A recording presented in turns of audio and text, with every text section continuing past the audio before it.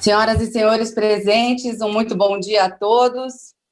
A partir deste momento, eu peço que todos desliguem os seus celulares e que observem sempre o microfone para que não haja interferências na nossa transmissão. A partir de agora, todos estão convidados a fazer parte e sejam muito bem-vindos desse 46º Congresso Nacional de Procuradores dos Estados e do Distrito Federal.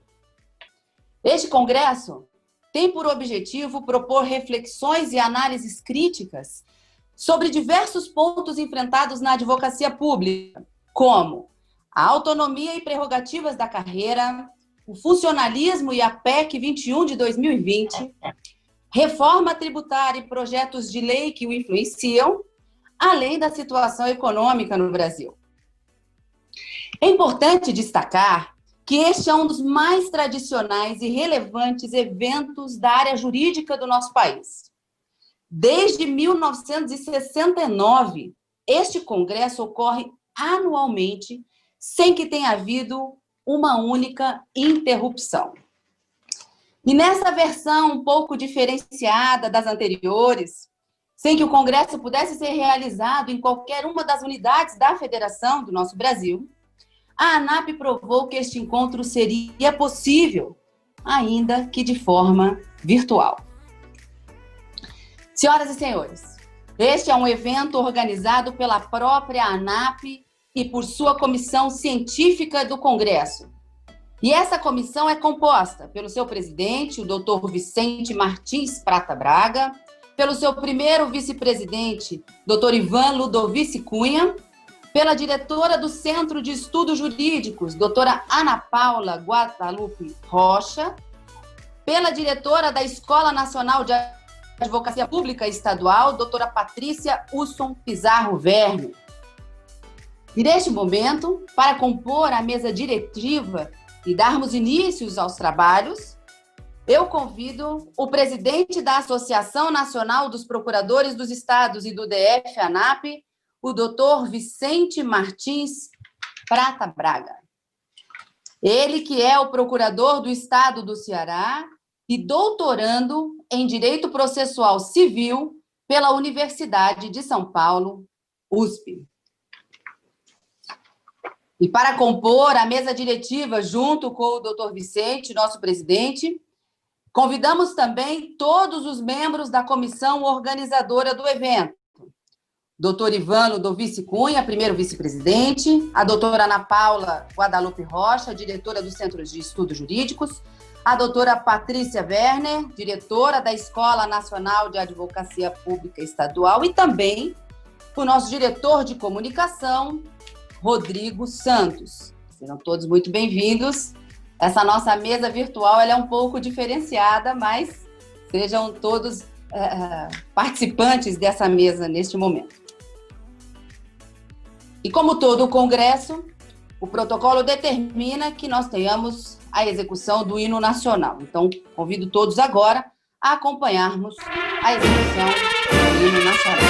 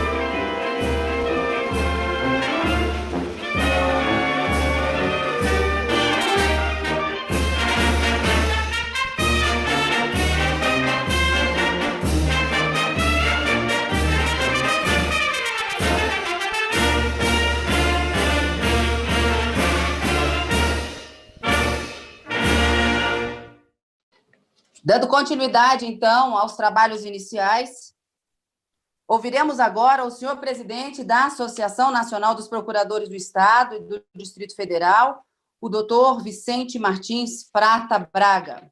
O senhor tem a palavra, doutor. Daremos início a mais um Congresso Nacional de Procuradores de Estado e do Distrito Federal. Quero agradecer, primeiramente, à comissão organizadora, na pessoa do nosso vice-presidente Ivan, na pessoa também da nossa diretora da Escola Nacional, doutora Patrícia Werner, da nossa diretora do Centro de Estudos, doutora Ana Paula, e nosso diretor de comunicação, Rodrigo.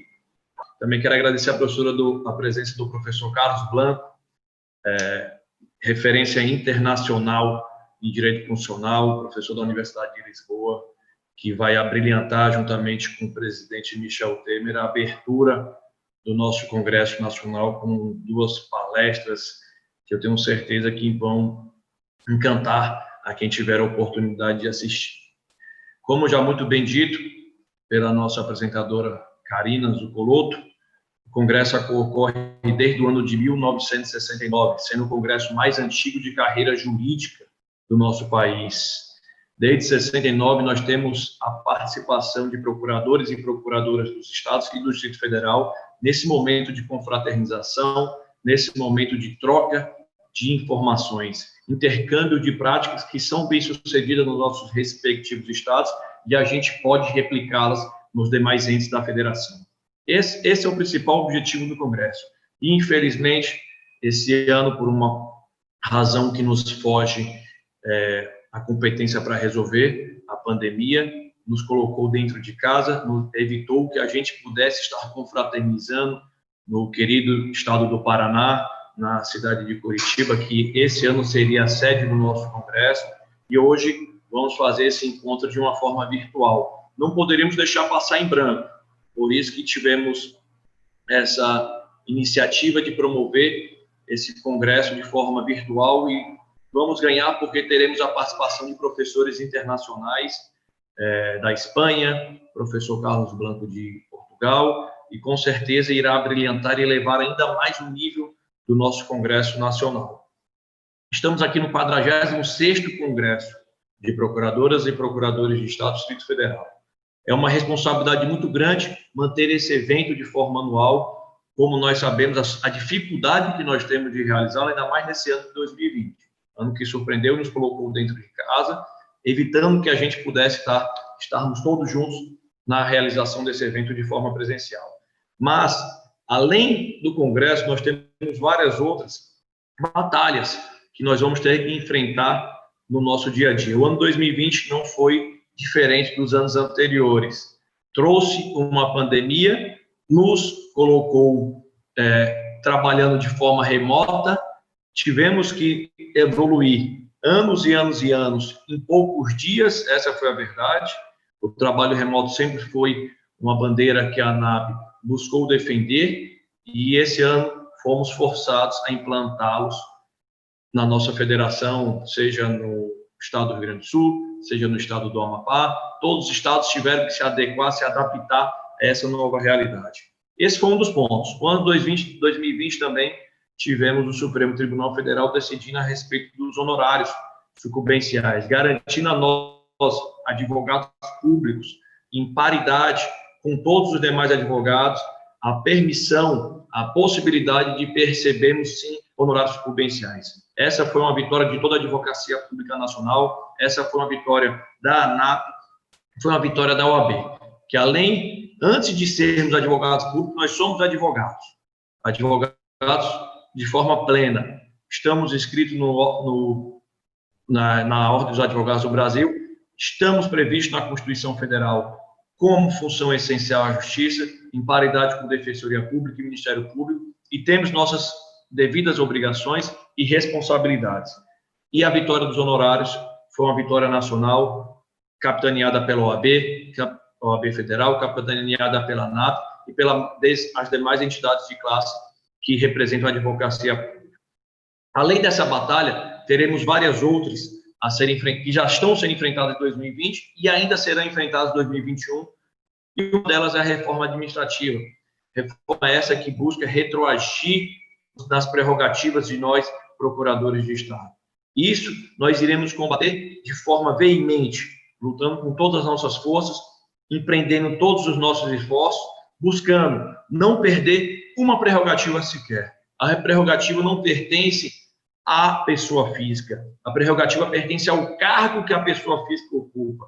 A prerrogativa pertence à sociedade. A partir do momento que nós, procuradores de Estado, temos prerrogativas, elas não estão buscando simplesmente nos proteger enquanto exercemos as nossas atribuições. Elas buscam proteger toda a sociedade, para que nós estejamos alheios a interferências políticas, para que nós estejamos de uma forma livre, autônoma, exercendo as nossas atribuições de acordo com a nossa consciência, sem termos que nos preocupar com interferência, sem termos que ter medo de qualquer objeção de ordem pessoal de algum gestor. Além da reforma administrativa, também temos a reforma tributária, que busca retroagir nas competências tributárias dos estados. Isso nos trará, enquanto procuradores e enquanto cidadãos, mais uma grande batalha no Congresso Nacional que iremos fazer em conjunto com o CONPEG, que é o nosso Colégio Nacional de Procuradores Gerais do Estado, hoje presidido pelo nosso amigo Procurador-Geral do Estado do Maranhão, Dr. Rodrigo Maia, um grande amigo a quem eu deixo um abraço aqui em nome de todos os procuradores, em referência a todos os procuradores gerais de estados e do Distrito Federal. Então, avançando, também temos a unicidade, tema que é constantemente desrespeitado pelos entes federados, pelos estados, pelo Distrito Federal. O que nós temos que fazer é buscar o respeito à Constituição. Nós temos que buscar que a Constituição seja respeitada na sua totalidade, na sua íntegra, na sua literalidade. Compete a nós, procuradores de Estado, a defesa do contencioso jurídico e a realização da consultoria jurídica dos entes federados. Não podemos retroagir e permitir que advogados, sem a devida aprovação em concurso público, exerçam as nossas atribuições. A ANAP já ingressou com diversas ADIs e ingressará com tantas outras quantas forem necessárias para fazer valer a eficácia do dispositivo constitucional. Do artigo 132 da Constituição, que foi um trabalho aí muito bem construído pelo nosso ex-presidente da República, Michel Temer, enquanto constituinte originário, e por diversas vezes tentaram tirar esse dispositivo da Constituição, e nossos parlamentares, capitaneado pelo presidente Michel Temer, esteve lá e segurou essa prerrogativa nossa, essa prerrogativa de todos os procuradores de Estado e do Distrito Federal. Então, a unicidade é um tema muito caro para nós, procuradores, e iremos defendê-la, porque a unicidade evita os mandos e desmandos na coisa pública. Nós, enquanto procuradores de Estado, aprovados em concurso de provas e títulos, iremos ter a responsabilidade de fazer a defesa. A minha dúvida é, aquele advogado que é indicado por um político para exercer esse cargo terá a mesma responsabilidade que nós, que fomos aprovados no respectivo concurso público, temos? Essa é a minha dúvida, e o que a gente vai fazer é pedir ao Supremo Federal que mantenha a rigidez da Constituição e o respeito ao artigo 132, respeitando assim a unicidade, seja quantas vezes for necessário. E, além disso, temos uma outra batalha, que é a questão da nossa autonomia. Essa pandemia nos mostrou que o afrouxamento da legislação no que pertine às contratações públicas, elas acabam abrindo um campo para pessoas mal intencionadas praticarem atos não republicanos e acabam prejudicando toda a sociedade, desviando recursos, tirando o direito à saúde, que é um direito social esculpido na nossa Constituição, e isso vem nos preocupando. E a Procuradoria de Estado, sendo a primeira trincheira no combate à corrupção, porque compete a nós a consultoria jurídica dos nossos respectivos entes, a Procuradoria de Estado, sendo a responsável pela ajuda dos governantes a implementar as políticas públicas, sendo nós, os advogados da democracia, porque nós ajudamos, damos condições aos políticos, aos gestores públicos executarem as políticas públicas previstas no nosso corpo constitucional, temos que nos manter vigilantes, temos que é acreditar que o nosso papel, enquanto procuradores, é permitir que aquelas políticas públicas que dizem respeito à nossa sociedade sejam efetivamente implementadas. Mas aqueles gestores que tenham intenções não republicanas com a coisa pública, eles sejam devidamente repelidos e sejam devidamente punidos por esses atos. Então, senhoras e senhores, a autonomia também é uma das bandeiras da nossa gestão, juntamente com a unicidade, juntamente com a defesa de todas as nossas prerrogativas e a defesa dos nossos honorários prudenciais. Quero aqui desejar aqui bons congressos para todos, teremos excelentes palestrantes e tenho aqui a certeza que sairemos desse evento muito maiores e melhores do que quando começamos. Meu muito obrigado a todos. Declaro aqui aberto o 46º Congresso Nacional de Procuradores e Procuradoras de Estado e do Distrito Federal. Muito obrigado, sucesso a todos, beijos e abraços.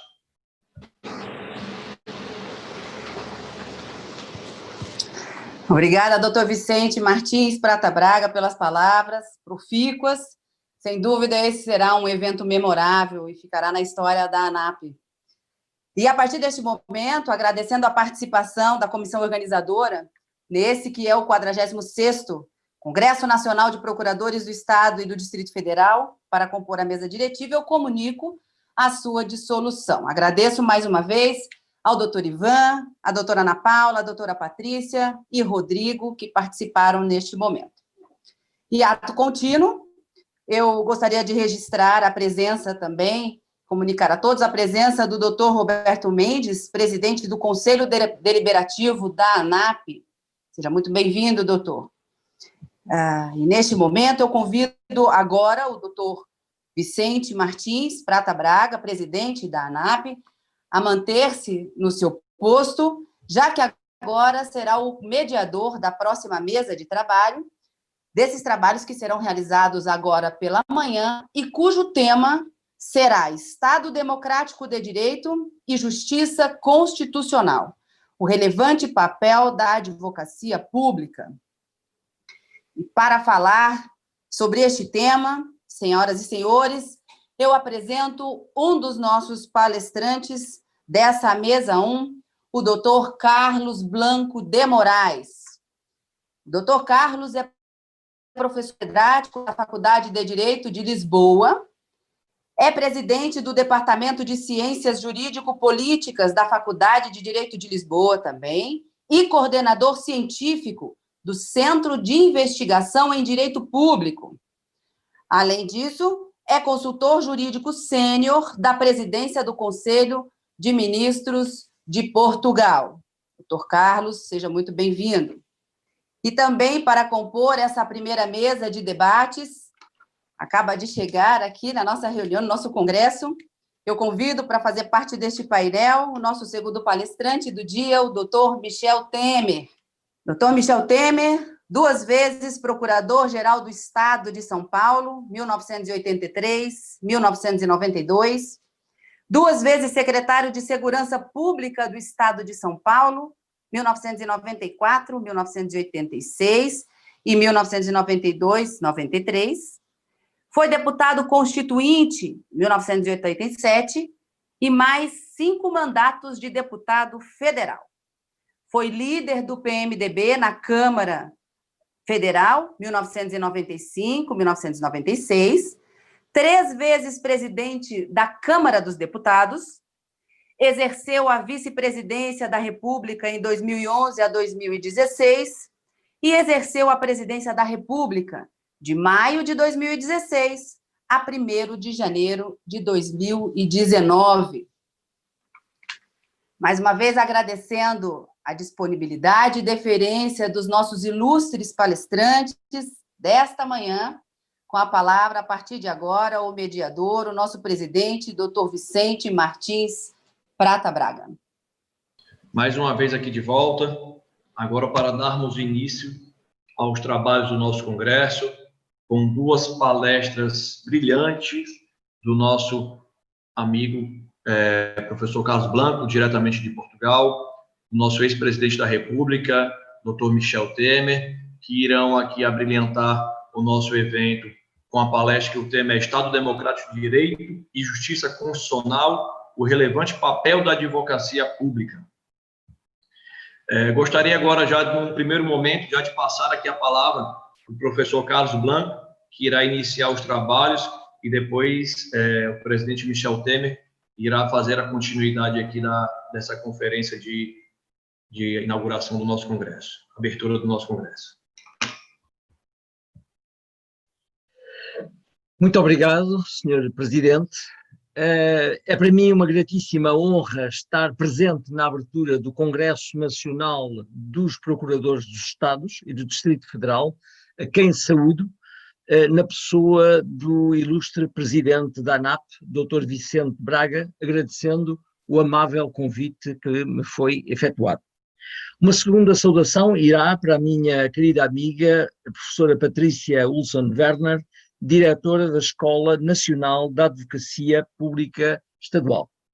Finalmente, uma saudação muito especial ao Presidente Michel Temer, professor de Direito Constitucional, amigo de Portugal, visita frequente à minha alma mater, Faculdade de Direito da Universidade de Lisboa, e eu gostaria, a fim de ter aqui um conjunto de considerações de ordem pessoal, muito breves, no sentido de dizer que devo ao Presidente Temer a honra totalmente imerecida de ter sido por ele agraciado com a Ordem do Cruzeiro do Sul em 2016, juntamente com 3 outros professores estrangeiros, o professor Abi Sachs, o professor Gunther Teubner e o professor Joel. Foi um momento importante na minha vida pessoal e na minha vida académica, tanto mais que tenho o Brasil como a minha segunda pátria, e essa distinção, obviamente, reforçou os laços que me unem a este grande país, onde tenho, efetivamente, tantos amigos. A minha intervenção vai recair sobre o tema da justiça constitucional e o risco das constituições líquidas. Ora, o fenómeno que eu designo como liquefação da normatividade da Constituição positiva em alguns ordenamentos romanistas como os nossos, constitui um dos problemas sensíveis do Estado de Direito desde a década de 90 do século passado. A expressão Constituição líquida que aqui se utiliza deve ser compreendida à luz das recentes transformações da sociedade civil e política nos Estados democráticos do universo europeu e americano, no contexto daquilo que alguns, como Zygmunt Bauman, chamam modernidade líquida. O que será isto? Para Bauman, o universo dito sólido pré-existente do século XX teria começado a derreter no dialbar para o século XXI, em razão de um conjunto de fatores, dos quais eu destacaria 3. O primeiro tem a ver com o facto das lealdades tradicionais, dos costumes, dos direitos, das estruturas familiares terem-se começado a dissolver em favor de um império da economia global e de uma modernidade individualista. Em segundo lugar, o Estado e a nação, que sempre tiveram um papel integrador nas sociedades, teriam começado, por virtude da globalização, a, nomeadamente, perder poder integrador para estruturas internacionais e supranacionais.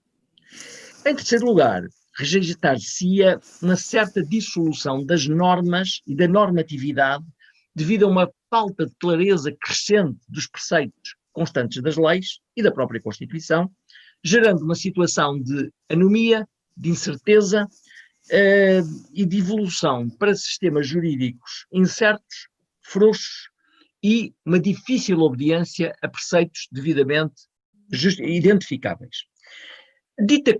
Portanto, em função desta sociedade líquida, começou-se a falar em Constituição líquida a propósito da normatividade constitucional.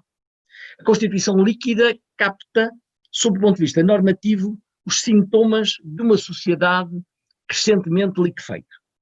As disposições constitucionais tendem a perder a sua natureza de direito decidido por um legislador constituinte com um mandato democrático, para começarem a assumir sentidos e conteúdos diferentes, e muitas vezes até contraditórios, relativamente àqueles que foram adjudicados originariamente pelo Constituinte, graças à ação de alguns tribunais que, sob o pretexto de interpretarem as normas, as modificam ou as vão modificando sem que o texto seja alterado. O uso e abuso de princípios sem objeto definido, ou de objeto plástico, leva a que não poucas vezes uma determinada disposição vá assumindo casuisticamente diferentes sentidos, por vezes até em curto espaço de tempo, gerando decisões judiciais contraditórias, não devidamente motivadas, com prejuízo objetivo da segurança jurídica e dos direitos fundamentais dos cidadãos que assentam nessa mesma base de segurança. Esta fluidez das normas constitucionais tem diversas causas.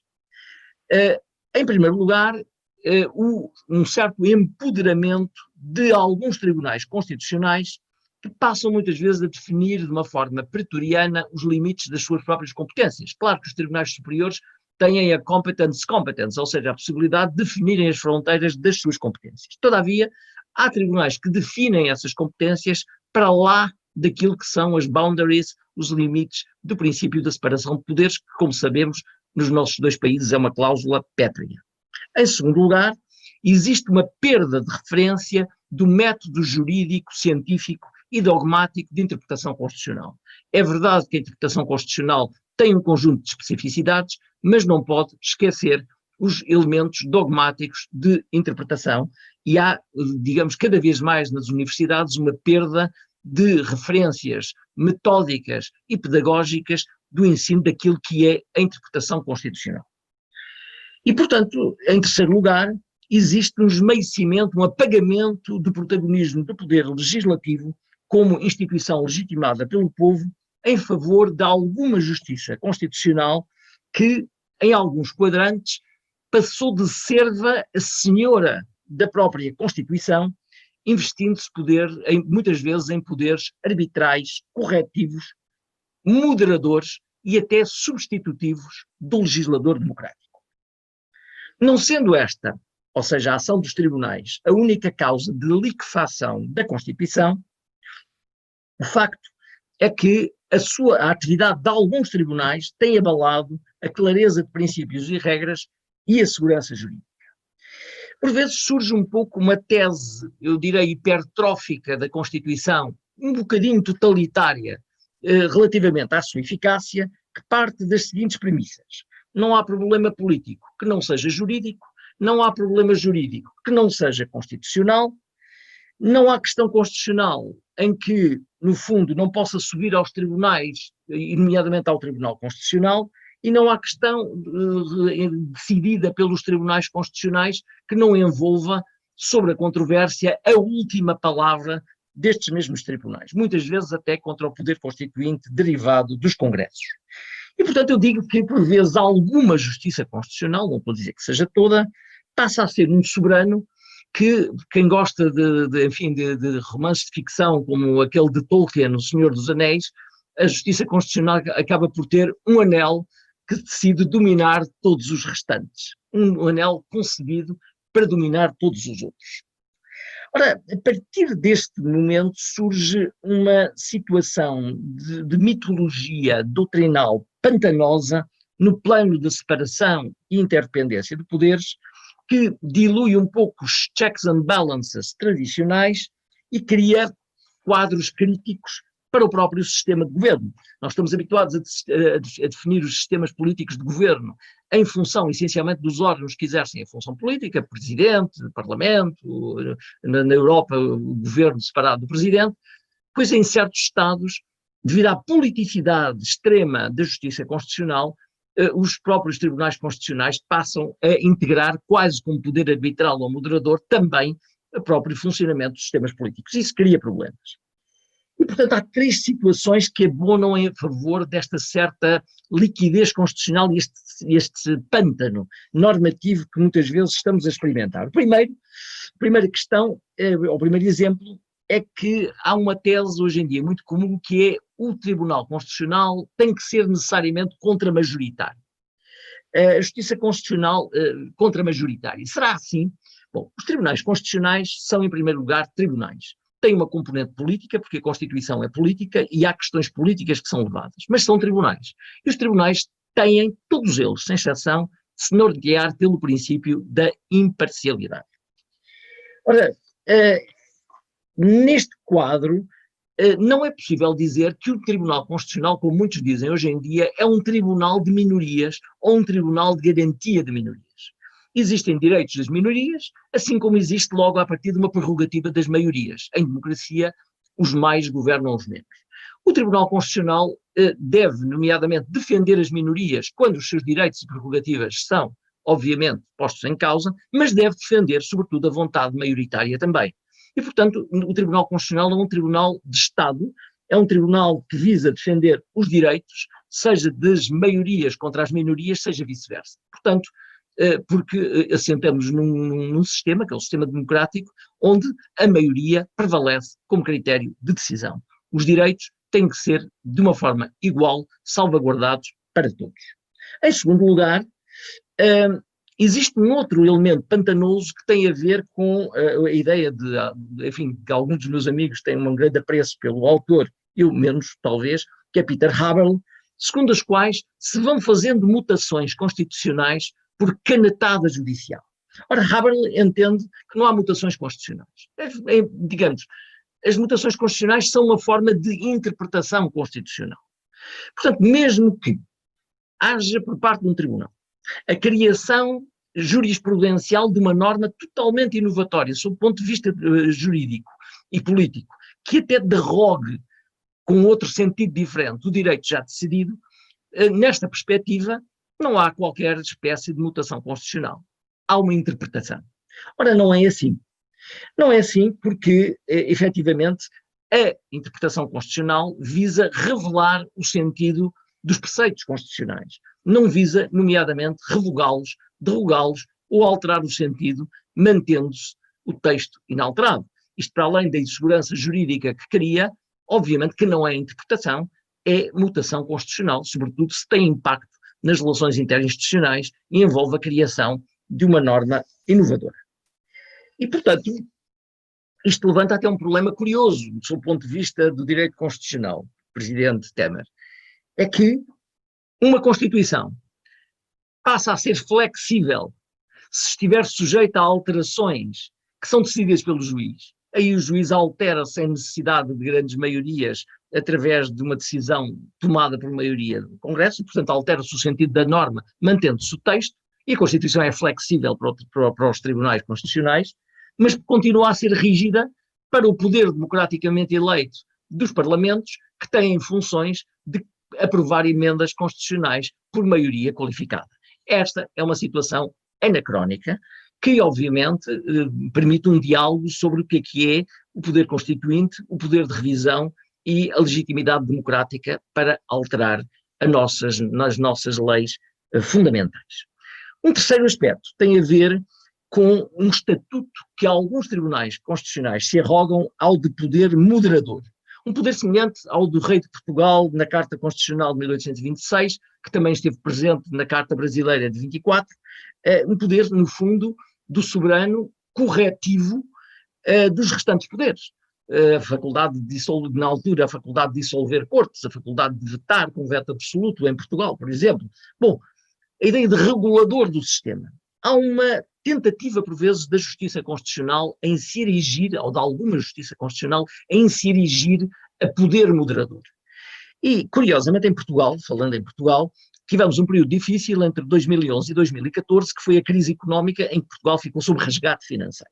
Nessa altura, o Tribunal Constitucional engrandeceu, assumiu uma projeção política institucional que nunca tinha tido e passou a ser configurado, até segundo alguns estrangeiros e alguma doutrina estrangeira, como um dos órgãos mais importantes do país. Ora bem, eu lembro-me, num congresso havido na Faculdade de Direito de Lisboa, onde eu, por exemplo, tratei deste tema e onde falaram outros oradores, estava presente o atual Presidente da República de Portugal, o professor Marcelo Rebelo de Sousa, na altura, aliás, meu antecessor neste cargo de Presidente do Departamento de Direito Público. E o professor Marcelo Rebelo de Sousa estava a ouvir esta ideia do Tribunal Constitucional como poder moderador e estava a tomar notas e quando se falou nisto franziu o sobrolho. Bom, o professor Rebelo de Sousa foi eleito Presidente da República e O que é curioso é que em 5 anos de mandato, o professor Rebelo de Sousa não mandou um único diploma para o Tribunal Constitucional. Mandou um diploma, peço desculpa, estava a dizer que não mandou um único, mandou um decreto de lei para o Tribunal Constitucional. Portanto, decidiu não alimentar o Tribunal Constitucional. E recentemente, em abril deste ano, disse: o Tribunal Constitucional, não é boa ideia o Tribunal Constitucional ser transformado num árbitro político entre governo e oposição. Portanto, verificamos que o Presidente desidratou o Tribunal Constitucional porque não queria um poder moderador competitivo do seu próprio poder moderador, porque em Portugal o semipresidencialismo implica que o Presidente tenha faculdades moderadoras. Dissolve o Parlamento, pode demitir o Governo em certas situações extraordinárias, veta. O Presidente não quis concorrentes e desidratou o Tribunal Constitucional. E o facto, hoje em dia, o Tribunal Constitucional reduziu-se a um puro órgão de controlo e uma sombra do seu passado recente durante a jurisprudência da crise. Ora, eu direi que as Constituições não foram criadas, obviamente, para custodiar os tribunais e o Tribunal Constitucional, porque o Constituinte entendeu que, na lógica norte-americana, o Poder Judicial was the least dangerous branch. E, portanto, o problema é que, com esta dinâmica toda, alguns tribunais assumiram um poder que não estava previsto nas Constituições e que, obviamente, coloca problemas à luz da separação de poderes. E eu direi que quanto mais fortes e politizados forem os tribunais constitucionais, mais líquidas e débeis são as normas constitucionais, cujo conteúdo vai ficando plastificado e colocado à mercê de alguma excessiva discricionariedade política. O resultado pode ser a irrupção de alguma forma elitista de juristocracia, que terá muitas vezes o reverso da medalha, porque a partir do momento em que o Tribunal decide políticas públicas, altera políticas públicas, faz injunções aos poderes democráticos de políticas públicas, um dia pode ser cobrado pelo bom ou mau funcionamento dessas políticas públicas por parte dos cidadãos. Se se diz que, que o Poder Central não tem competências em matéria de saúde, tem municípios ou tem estados ou regiões em Portugal, se alguma coisa for dita nesse sentido, e estou a falar em termos hipotéticos, se as coisas correrem mal, mais tarde não são só essas entidades que serão responsabilizadas pelos cidadãos, mas quem habilitou juridicamente essa mesma interpretação. Eu entrarei na fase final da minha exposição, que tem a ver com, digamos, este empoderamento de alguns tribunais constitucionais que tem dado origem, por vezes, a tensões de baixa, de média, de alta e de altíssima intensidade entre aquilo que é o poder legislativo e o poder governativo e a justiça constitucional. Bom, atos de baixa intensidade são comuns. Quantas vezes o poder aprova uma lei, a lei é reprovada, é declarada inconstitucional pelo Tribunal Constitucional e o poder político, enfim, terá de engolir, peço desculpa pela expressão, no sentido de dizer, bom, respeitamos a decisão, podemos não concordar, mas respeitamos. Eu lembro-me, em junho de 2016, o Supremo Tribunal Federal norte-americano, dividido, invalidou uma executive order do Presidente Obama que impedia a deportação de 4 milhões de imigrantes, sem registro criminal. O Presidente, havia aqui uma encostada orgânica, o Presidente lamentou que a questão substancial não fosse tratada, mas teve que acatar a decisão. Outras tensões são de média intensidade. Eu lembro, por exemplo, a Itália, daquelas que fizeram enfrentar os tribunais comuns, nomeadamente cíveis, com o Tribunal Constitucional, porque o Tribunal Constitucional começava a produzir sentenças aditivas muito normativas e os tribunais comuns disseram a componente aditiva do Tribunal com força obrigatória geral não está na Constituição e nós não temos de acatar a não ser que seja constitucionalmente obrigatória. E, portanto, houve um braço de ferro e os tribunais comuns prevaleceram, neste caso, sobre o Tribunal Constitucional, não acataram a componente normativa ou reconstrutiva da decisão aditiva. E depois há decisões de alta intensidade, por exemplo, aquelas que implicam overruling de decisões do Tribunal Constitucional pelo poder de emenda constitucional. Em França, por exemplo, foi aprovada uma lei há já algum tempo, a lei Pascal, que era uma lei muito crítica, quer dizer, muito severa em relação à imigração. E retirava direitos a imigrantes ilegais, enfim, e isso foi declarado inconstitucional pelo Conselho Constitucional. A classe política reagiu com dureza e foi aprovada uma emenda à Constituição francesa que implicava, no fundo, a desconstrução da decisão do tribunal. Portanto, criaram-se condições para que a sentença não pudesse ser repetida. E o Conselho Constitucional teve que aceitar.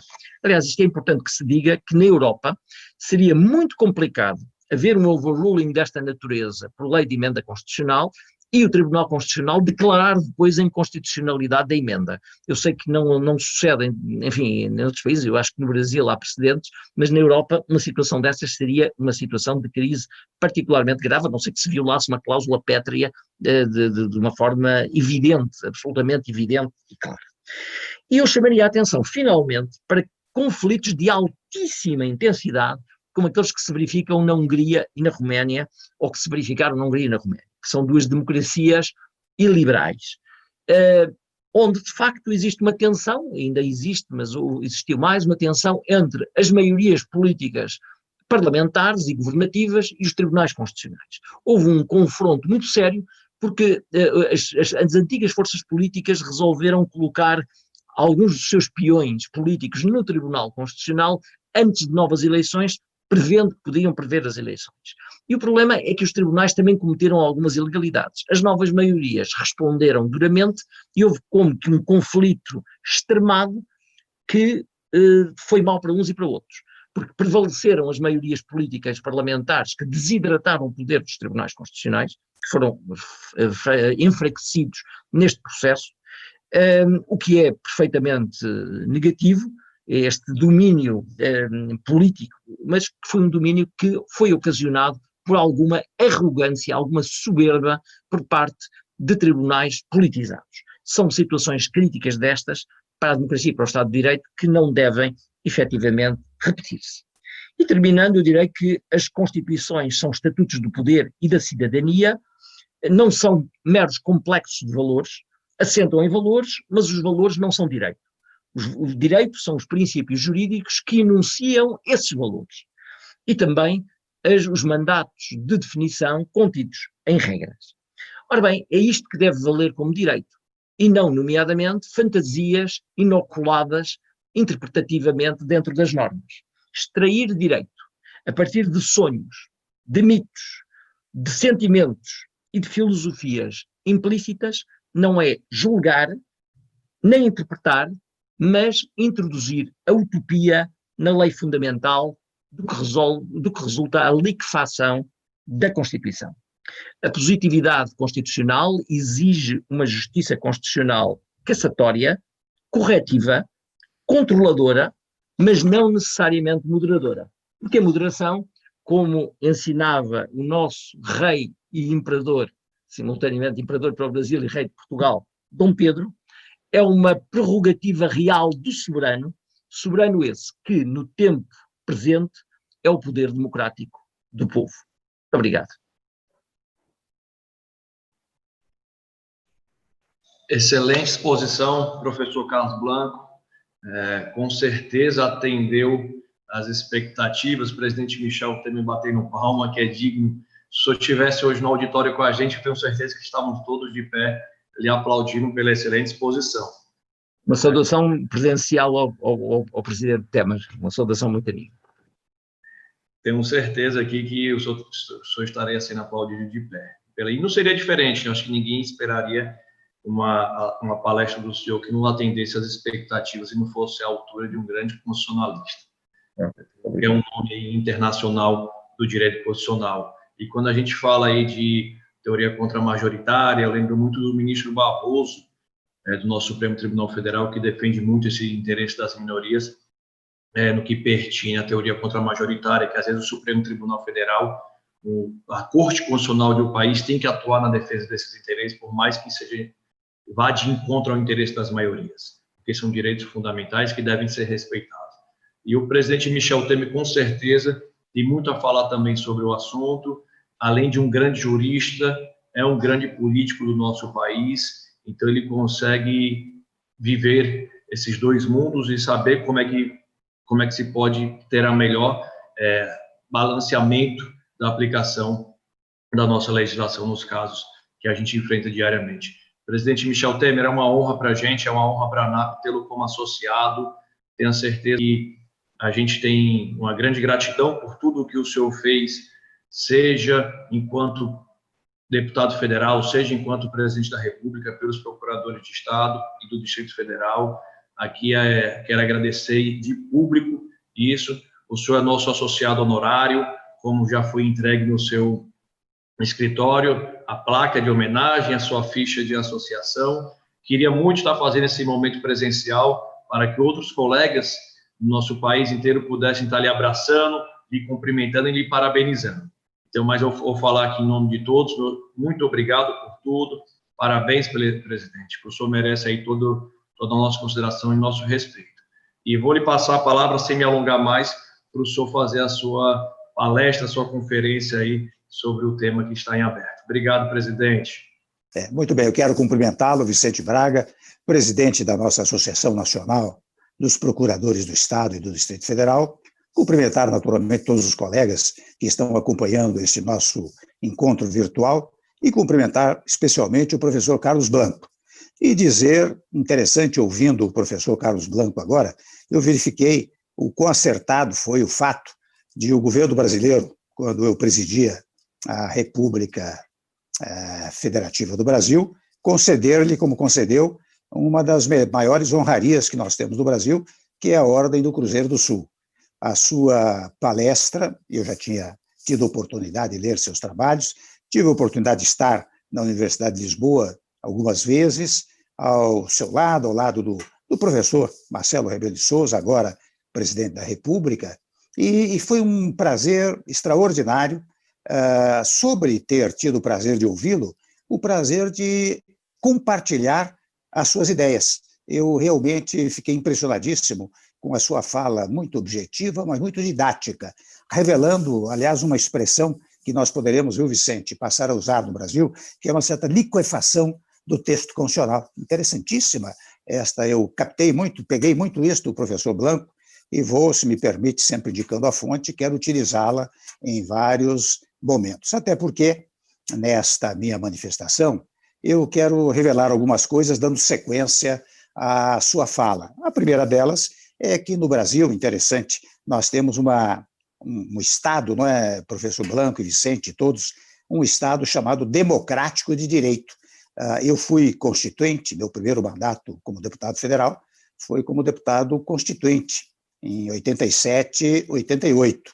E nós estávamos ansiosos pelo retorno dos critérios democráticos no nosso país, já que, na verdade, nós saímos de um movimento autoritário, centralizador e criador dos maiores problemas, especialmente no tocante aos chamados direitos individuais. Por isso, ao abrirmos o texto constitucional, nós dissemos que o Brasil é um Estado democrático de direito. Interessante, bastava dizer um Estado democrático, já estaria dito tudo, como talvez Estado de Direito de igual maneira. Mas nós enfatizamos tanto a ideia democrática que nós colocamos que o Brasil é um Estado democrático de direito. E, a partir daí, evidentemente, não poderíamos deixar de estabelecer a separação orgânica dos órgãos do poder, não é? Embora interessante sempre, eu costumo dizer, professor Blanco, que a única figura que no nosso Estado, tanto no Estado brasileiro como no Estado português, que tem autoridade verdadeira, quem tem poder, é o povo. Não é? Está dito na Constituição que o poder emana do povo, e ali, no texto constitucional, esta regra não é uma regra de palanque político, mas uma regra jurídica, para dizer o seguinte, olha aqui, quem dá poder é o povo. Portanto, as demais autoridades, desde o presidente da República, presidente Supremo, senadores, deputados, governadores, etc., são autoridades constituídas, que é diferente da autoridade primária, da autoridade original, que efetivamente está no povo que concede mandatos. E ao fazer isto, interessante, nós aqui no Brasil, professor Blanco, nós cuidamos muito de adotar imediatamente, sem dúvida alguma, o fenômeno da separação de poderes, como eu acabei de dizer. Mas as palavras no texto constitucional têm significado. Aqui no Brasil, quando você diz são poderes da União, o Legislativo, o Executivo e o Judiciário, você está falando em órgãos. Aliás, este é um trabalho do nosso professor brasileiro aqui, o Carlos Aires Brito, que identificou no texto constitucional o significado da palavra poder, quando, por exemplo, a Constituição diz assim, todo poder emana do povo em seu nome exercido. Está dizendo que a soberania é do povo. aquele poder incontrastável de mando, aquela capacidade de querer coercitivamente, aquela capacidade de fixar todas as competências num determinado território para um povo determinado, é efetivamente do povo. Quando diz lá adiante, são poderes da União, já disse, está a mesma palavra poder, mas com o significado de órgão. E mais à frente, quando diz o poder executivo exercido por tais e tais, o poder legislativo, não é? Exercido assim, assado, a palavra poder aí tem o significado de função. E veja que no nosso sistema, quando trata dos órgãos do poder, exige que sejam independentes. Independência aí significa simplesmente o seguinte, que ele tem a independência no exercício das suas competências, na sua organização administrativa, na sua organização orçamentária, mas para por aí, porque o fundamental, e as pessoas se esquecem muito disso, é a chamada harmonia. Quando a soberania popular se manifestou na Constituinte de 87, 88, ela disse, olha, vocês vão trabalhar, mas harmoniosamente. Portanto, toda vez que houver desarmonia entre os poderes, o que está havendo é uma inconstitucionalidade.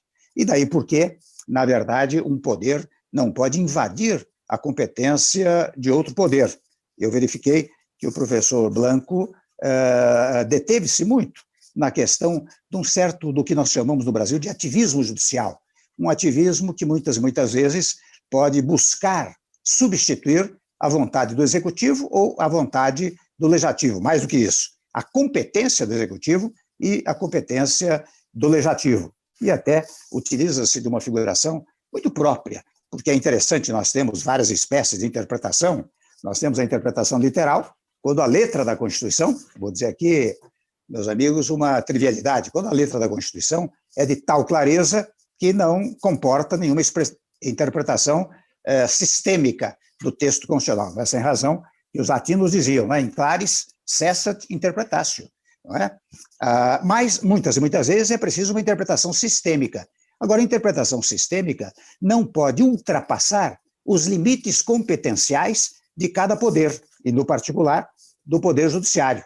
Porque se ultrapassar esses limites da competência ao interpretar um determinado caso concreto, ou, eventualmente, a apreciação de uma ação de inconstitucionalidade, o que o Judiciário estará fazendo, ao ultrapassar esses limites, é retirando ou exercendo competências que não são suas, mas seriam do Legislativo. E nós enfatizamos muito este aspecto no texto constitucional brasileiro, professor Blanco, porque interessante, dois aspectos fundamentais da nossa Constituição. A primeira delas é que ela quer-se inteiramente aplicável, ou seja, que as suas normas, todas elas, embora muitas vezes demandantes de uma legislação integrativa para dar-lhe plena eficácia, o que se quer é que, em um dado momento, todas as normas constitucionais sejam plenamente eficazes, ou seja, que todas elas tenham a legislação integrando aquele dispositivo constitucional que diz, bom, as pessoas têm direitos tais e quais, dependendo da lei tal, da lei complementar, ou da lei assim, assado. Não é? Então, esse é o primeiro ponto. O segundo ponto é, digamos assim, uma dicção constitucional no nosso país que impede qualquer possibilidade de o judiciário ultrapassar as suas competências. E o instrumento que nós criamos para isto, o professor Blanco e todos, foi a chamada ação de controle de inconstitucionalidade por omissão. Nós entregamos ao Poder Judiciário, no particular ao Supremo Tribunal Federal, para que, em havendo uma omissão legislativa ou administrativa, esta omissão possa ser declarada. E declarada por duas vias, né? Por uma chamada ação direta de declaração de inconstitucionalidade por omissão, que cabe às figuras arroladas no artigo 103 da Constituição Federal, é o Presidente da República, o Congresso Nacional, os partidos políticos, as confederações sindicais, são figuras elencadas como legitimadas a proporem essa ação para declaração de uma omissão legislativa ou administrativa. Mas o Constituinte não parou aí. Preocupada com os direitos individuais, entregou a cada indivíduo no nosso país a possibilidade de, em sendo, digamos assim, eventual usufrutuário de um direito que lhe será dado, se regulamentada for uma norma constitucional, ele pode ir diretamente ao Judiciário Supremo e pedir, por meio de um instrumento chamado mandado de injunção, para que o Supremo Tribunal declare a inconstitucionalidade por omissão. Devo dizer até que esta norma não tem sanção, não haverá sanção alguma ao Legislativo ou ao Executivo se houver uma omissão. Mas se me permite a expressão, entre aspas, um puxão de orelhas no Legislativo, que teria tardado para regulamentar uma determinada norma constitucional geradora de eventuais direitos para os indivíduos que aqui residem. Então, veja que quando o Constituinte cria esse instrumento do controle da inconstitucionalidade por omissão, ela está dizendo, lançando uma mensagem para o Judiciário, dizendo, olha, vocês não podem substituir-se ao Poder Legislativo ou ao Poder Executivo. Quando muito, podem declarar uma eventual ausência de atividade legislativa ou executiva que deveria regulamentar aquela norma. Por isso, tem toda a razão o professor Blanco, quando se preocupa que numa interpretação sistêmica do texto constitucional haja um avanço ultrapassante dos limites competenciais do próprio Judiciário, no particular, da Corte Suprema. E devo dizer até a todos, né, que no Brasil criou-se muito essa ideia interessante. Eu sempre sustento, aliás, o professor Blanco usou a expressão segurança jurídica para significar que a segurança jurídica não é um vocábulo etéreo, fluido, que não tem significado. Ele é de uma singeleza ímpar. Ele significa única e simplesmente o cumprimento do texto constitucional e da legislação infraconstitucional, com ele compatível. Isso tem que dar segurança jurídica, né? Eu faço um contrato qualquer, eu sei quais são os meus deveres, quais são os meus direitos, né? E por isso, se eventualmente eles forem vulnerados, eu posso ir a um órgão, isto sim, um órgão que não é parte interessada no litígio, que não é nem a lei, nem a execução. Eu posso ir ao judiciário, daí a imparcialidade vem em parte, quer dizer, não parte interessada no litígio. Esta é uma garantia dos direitos individuais, até uma âncora do Estado democrático de direito, porque toda vez que o judiciário possa parcializar-se, para usar um neologismo, né, ele está violando a ordem jurídica e, portanto, causando insegurança jurídica. E eu vejo aqui, no Brasil, lamento dizê-lo, né, mas eu vejo que aqui é interessante, professor Blanco, até na Corte Suprema, né, não por conta, digamos assim, da definição dos ministros do Supremo Tribunal Federal, mas por definição da imprensa, de alguns estudiosos do direito, que sustentam a tese de que há juízes garantistas e juízes punitivistas no Supremo Tribunal Federal. Na verdade, para dizer, olha aqui, especialmente em matéria penal, há juízes que, na verdade, liberam com mais facilidade, e outros que não liberam de jeito nenhum. Então, levam a ferro e fogo as eventuais penalidades que a ordem jurídica estabelece. Isto me soa, meus amigos, muito estranho aos meus ouvidos, que tem uma formação, graças a Deus, uma formação em direito público, né? Devo dizer até que me inspirei muito em Kelsen, né? Na teoria pura do direito, me inspiro nos autores portugueses, no professor Blanco, no professor Canotino, no professor Jorge Miranda, no professor Marcelo Rebelo de Souza, né? Então, nós, pelo menos eu penso dessa maneira, nós expungimos no texto constitucional todo e qualquer caráter político, sociológico.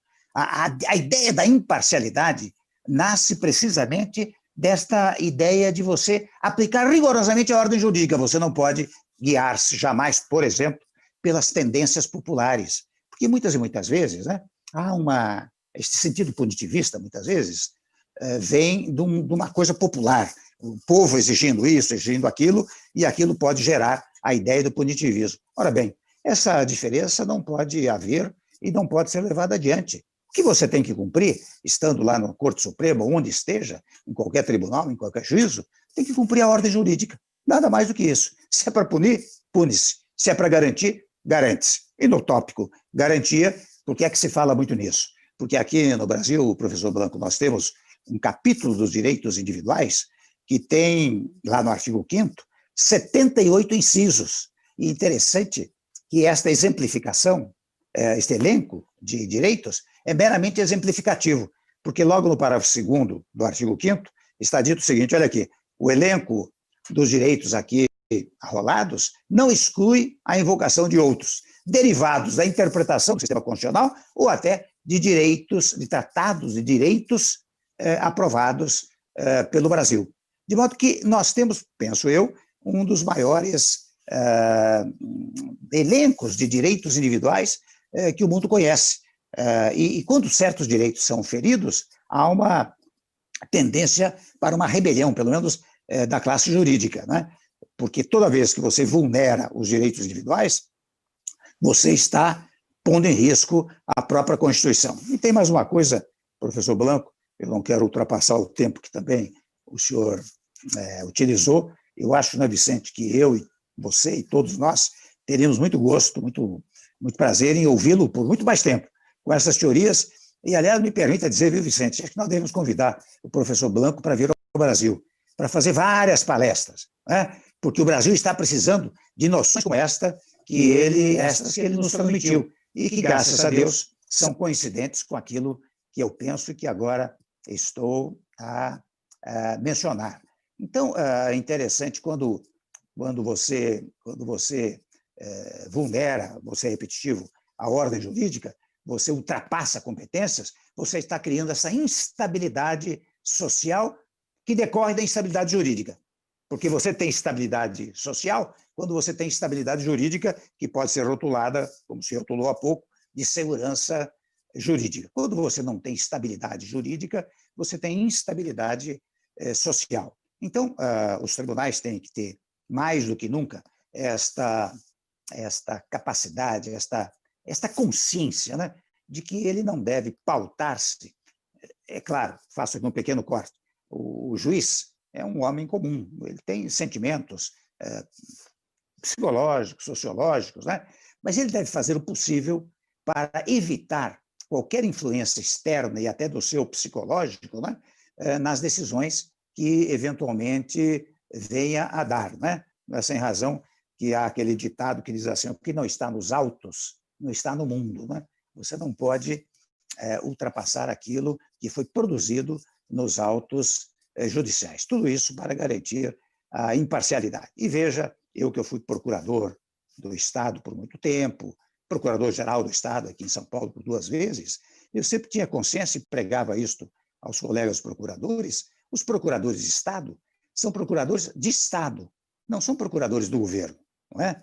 São procuradores que se pautam pela ideia da legalidade. Não é sem razão que os procuradores funcionam em consultorias para quê? Para dar o parecer dizendo se o administrador pode ou não pode fazer isto ou aquilo.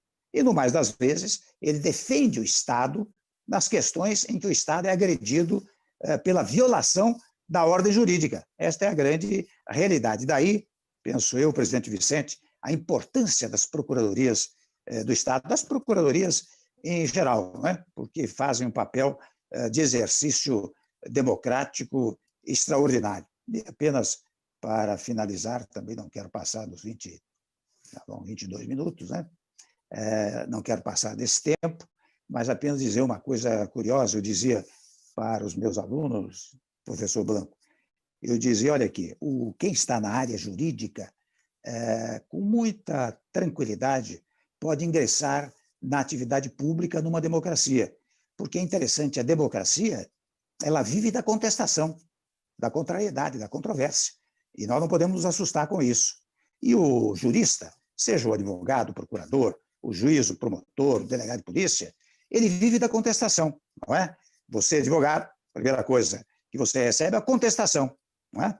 Quando o juiz decide, a primeira coisa que o juiz recebe é um recurso, às vezes encimado por um data venia, mas aí dizendo que a sentença está toda errada, portanto, contestando a sentença. E assim, nas várias instâncias recursais, assim, nos pareceres dos procuradores da República, procuradores de Estado, não é? Nós vivemos da contestação. Ora, a democracia vive da contestação e, portanto, nós estamos muito habilitados a participar da vida pública porque somos necessariamente formados democraticamente. E mais ainda, mais uma vez cumprimentando os colegas procuradores, cumprimentando o Vicente, cumprimentando o professor Blanco, eu quero dizer que este início do seu congresso, Vicente, dos nossos colegas procuradores do Estado, teve esta palavra especial. Não estou sendo exagerado nas afirmações, porque devo dizer que eu fiquei muito entusiasmado, porque ultimamente eu não tenho ouvido isso no Brasil. Lamentavelmente não tenho ouvido palavras tão especiais, tão significativas, de quem se apega à ordem jurídica, não é? E daí porque isto vai servir não apenas para os procuradores do Estado, mas para toda a classe jurídica nacional. Eu desejo um grande congresso, um belíssimo congresso aos colegas procuradores do Estado, e, de igual maneira, eu me sinto extremamente honrado pelo convite que me foi feito para essas brevíssimas palavras. Muito obrigado e bom congresso. Permita-me enviar-lhe um abraço, caríssimo Presidente, e cumprimentá-lo pela sua brilhante intervenção. Um forte abraço. Muito obrigado, igualmente. Presidente Temer, com certeza iremos trazer o professor Carlos Blanco aqui para o Brasil. Vai ser um momento sensacional. Quem sabe, no ano que vem, no 47º Congresso Nacional dos Procuradores de Estado do Distrito Federal, a gente possa promover esse encontro novamente de forma presencial e o presidente Temer, juntamente com o nosso professor Carlos Blanco, estarão presentes. Provavelmente pode ser no estado do Paraná ou no estado de Santa Catarina. A gente não definiu ainda qual será a sede do Congresso, porque a pandemia ela veio trazer uma desorganização para a realização do nosso evento anual. Mas, com certeza, nós iremos realizar, se Deus permitir, será de forma presencial, e o professor Carlos Blanco, desde já, está convidado, como Vossa Excelência também, presidente, está convidado para estar presente mais uma vez com a gente nesses eventos. Presidente Temer, lembrando das conversas que nós tivemos aí 2 vezes no seu escritório, fico com vontade de trazer alguns causos da sua presidência, que são muito, muito interessantes, e como nós estamos com o tempo sobrando, e o professor Carlos Blanco deve conhecer alguns também, queria também brindar os nossos colegas que estão nos assistindo com uma audiência fantástica, com mais de 100 pessoas, 110 pessoas nos assistindo agora nesse momento, com algum daqueles causos que o senhor já nos contou, que para os colegas possam também ouvir um pouco aí da experiência de ter sido presidente da República e de ter vivido aí oportunidades ímpares. Então, quero devolver a palavra e deixo Vossa Excelência à vontade. Eu agradeço. Vamos dizer assim, sem nenhuma cerimônia, então, né? Sem nenhuma formalidade, contar casos que eu contei a você e os colegas aqui no meu escritório, né? E até interessante, professor Blanco, eu sou muito amigo do Marcelo Rebelo de Souza, porque em um dado momento, acho que nos idos de 80, eu convidei o professor Marcelo para dar umas aulas aqui na PUC de São Paulo, né? E, coincidentemente, ele também ingressou na vida política lá no Portugal, e também, coincidentemente, nós nos tornamos presidente da República quase no mesmo período. E até, se me permite, eu quero uma brevíssima palavra para dizer o seguinte: eu tenho muito apreço pelo sistema político português, o parlamentarismo português, que eu chamo um pouco de semi-parlamentarismo, semi-presidencialismo. O professor Blanco disse que quem exerce, de alguma maneira, uma espécie de poder moderador é o presidente da República, que pode dissolver o Congresso, né? A Assembleia Legislativa, pode sancionar, pode vetar, né? E interessante, este sistema, a meu modo de ver, traz muita segurança e muita estabilidade política e social. Eu tenho pregado aqui, aliás, o professor Gilmar Mendes, que sempre está em Portugal fazendo palestras, né? Ele era presidente do Tribunal Superior Eleitoral quando eu presidi a República, e nós conversamos muito e acabamos até formatando um projeto do que nós chamamos de semipresidencialismo, o semiparlamentarismo, em que, digamos assim, o presidente não é do tipo que o rei reina, mas não governa, mas o presidente tem também funções relevantes, como estas que o professor Blanco acabou de mencionar. E o poder moderador, na verdade, jamais pode ser utilizado pelo Supremo, pelo Judiciário, né? Tem que ser utilizado pela harmonia entre os poderes. Daí é que você tem, efetivamente, moderação. Este é um ponto. O outro ponto, não sei se desapareceu a voz ou não, mas desapareceu a imagem. Mas o que eu quero dizer é o seguinte, eu contava aqui que, na verdade, a minha vida, eu não conduzi minha vida, o destino conduziu minha vida. Eu era procurador-geral do Estado, conto muito rapidamente, eu era procurador do Estado quando o governador Montoro, eleito aqui em São Paulo, em 1984, resolveu nomear-me procurador-geral do Estado. Para mim, era o ápice da carreira, né? Imagine comandar mais de 1000 procuradores aqui do Estado, né? Uma coisa fantástica.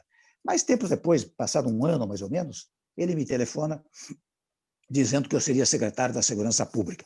E eu disse a ele, olha, professor Montoro, governador Montoro, eu não tenho a menor ideia, eu conheço um pouco de direito constitucional, nunca advoguei na área penal, não conheço segurança pública. Ele disse, não, mas lá nós precisamos de um administrador, você precisa unir a Polícia Militar com a Polícia Civil, isso é um dado importante, você tem jeito para isso, etc. Disse, bom, quer me nomear, de qualquer maneira, acabou me nomeando.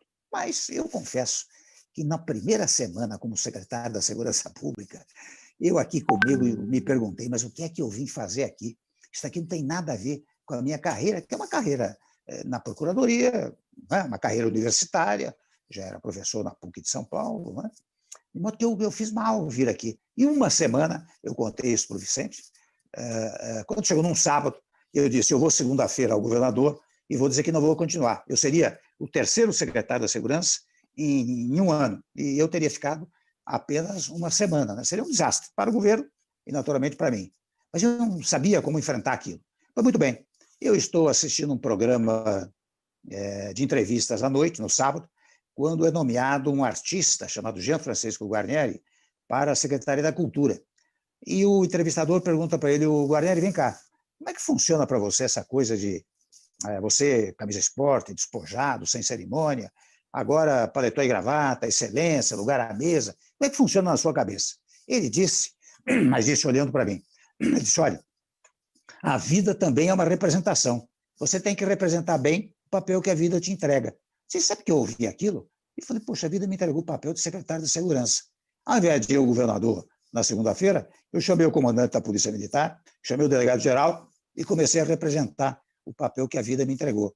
E assim as coisas começaram por aí. Sequencialmente, é claro, depois o governador sugeriu que eu fosse candidato a constituinte, eu fui para a constituinte, e daí fiz lá a minha vida na Câmara Federal, né, sendo 3 vezes presidente da Câmara dos Deputados, daí fui para vice, de vice para acontecer o que aconteceu, fui à presidência da República, né? Então o destino me conduziu. Não sei se era mais ou menos isso, Vicente, que você gostaria de ouvir, de fora a parte uns episódios, o professor Blanco, do tempo que eu dava aulas. Vou contar só mais um episódio rapidinho. Eu dava aulas na PUC de São Paulo, 3 noites por semana, mas 2 noites eu ia para uma faculdade do interior, aqui em Itu.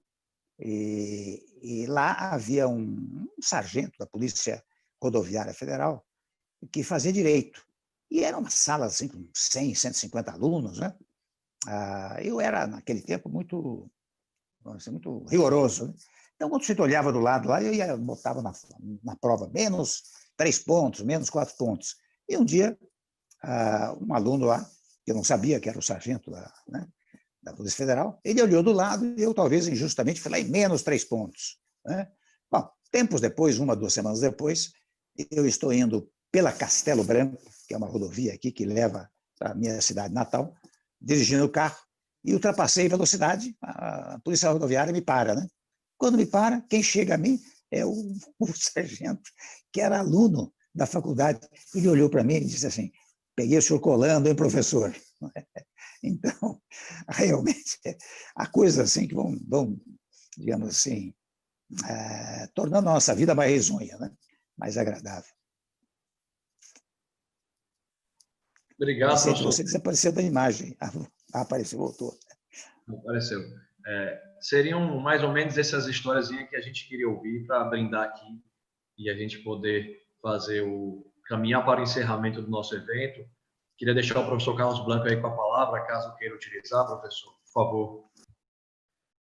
Não, eu só queria, agradecendo o convite, gostava de transmitir que o presidente Temer, de facto, sempre nos consegue surpreender com a sua rapidez, com o seu humor, com a sua profundidade e de facto não só a sua intervenção foi altamente estimulante, mas também estimulante para que o possamos também convidar para o ano, se Deus quiser, quando não houver mais pandemia, para participar nos nossos eventos. Aliás, temos um evento anual luso-brasileiro, que é o Gilmar Mendes, eu e a GV, que organizamos, e também aquilo que eu gostaria de dizer é que gostaria também de o convidar para o evento do próximo ano, já com vacina, esperemos nós, e já com garantias de segurança, porque obviamente que irá brilhantar sempre os nossos eventos, eventualmente até falando sobre este tema que o nosso amigo comum Gilmar Mendes tem uma posição um bocadinho diferente. Ele, aliás,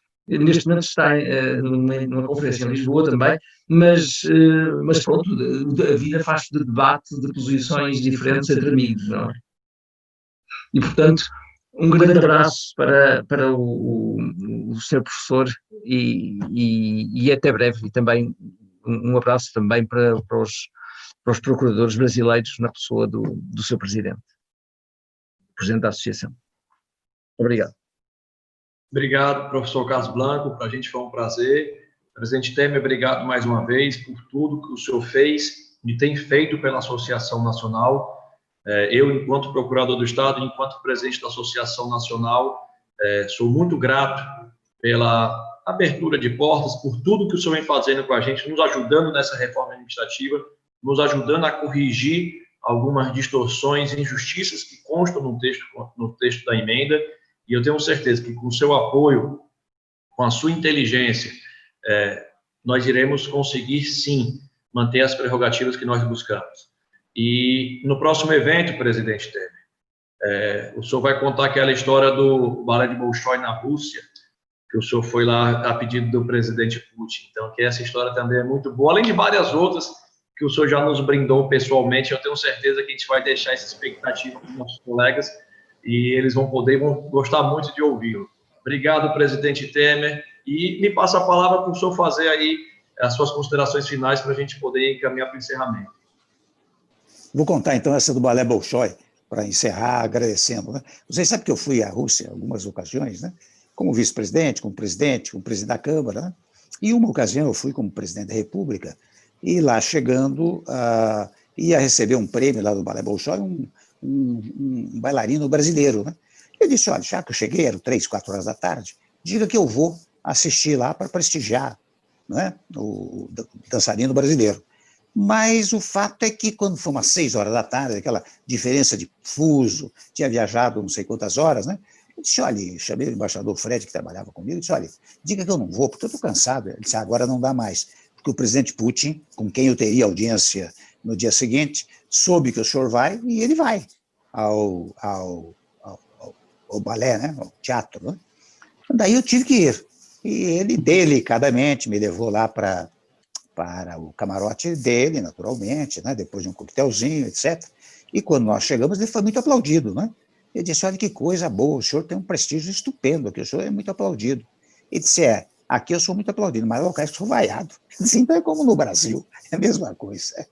Mas olha, Vicente, eu quero agradecer muitíssimo o seu convite, mais uma vez, desejar muito sucesso, não só à carreira dos procuradores do Estado, mas, no particular, a este congresso que você está levando adiante. Tantas vezes participei dos congressos de procuradores, né? Sempre com grande sucesso. E aqui, viu, professor Blanco, sabe que grandes nomes da área jurídica e até da área política eram procuradores do Estado. Né? A Procuradoria tem este quadro de honoráveis, digamos assim, no seu desempenho. Né? São pessoas, professores, políticos, até governadores, não é? Que passaram pela Procuradoria do Estado. Né? Enfim, a área jurídica, no particular, a Procuradoria produz boas figuras para o nosso país. Muito obrigado a você, Vicente, um abraço a todos. Viu? Obrigado mais uma vez, professor Carlos Blanco, presidente Michel Temer.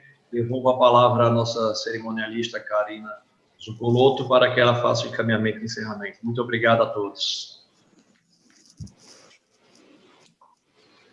Bom, e em nome, então, da ANAP, eu agradeço a companhia de todos os procuradores e procuradoras dos estados e do Distrito Federal, estudantes de direito, todos aqueles que são interessados na advocacia pública e que participaram desse painel conosco, agradeço mais uma vez, e os convido a retornarem hoje a partir das 15 horas, quando então nós teremos a composição da segunda mesa neste 46º Congresso Nacional dos Procuradores de Estado e do Distrito Federal. O tema hoje à tarde dos debates será a advocacia pública estruturante, o papel do advogado público e o controle de constitucionalidade na Espanha. E mais um recadinho para todos. Gostaria ainda de avisar que todos aqueles que estão inscritos neste congresso participarão, a partir das próximas mesas, e hoje à tarde nós teremos a primeira, de um sorteio de 3 livros. O primeiro deles, hoje à tarde, trata-se de uma obra organizada, dentre outros escritores, o professor Heleno Torres, que fala da reforma ou deformas tributárias e financeiras. Por quê, para quem e como. E assim, não deixe de vir, nós aguardamos todos vocês a partir das 15 horas. Um bom almoço a todos e nos vemos mais tarde. Declaro encerrada esse primeiro painel de debates no 46º Congresso da ANAP. Uma boa tarde.